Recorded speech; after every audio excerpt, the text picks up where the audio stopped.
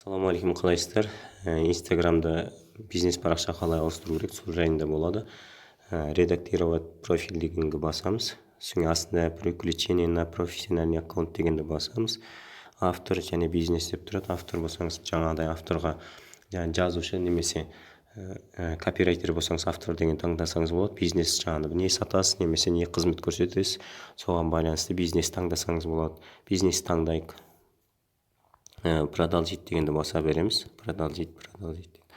Мына жерде мысалға личный категория тұрады, личный блог, товар, услуга деп тұрады, искусство деп тұрады. Соның ішінен біреуісін таңдайсыз.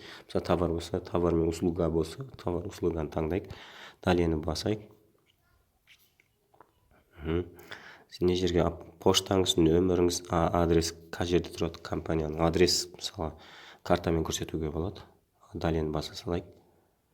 Страница таңдасаңыз болады. Астында не связывать с Facebook деп тұр. Мысалы, соны баса салайық.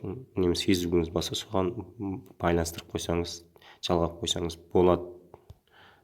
Біз олай істемейміз. Прийти в профиль. Міне теперь у вас больше инструментов для общения с аудиторией в Instagram деп тұр.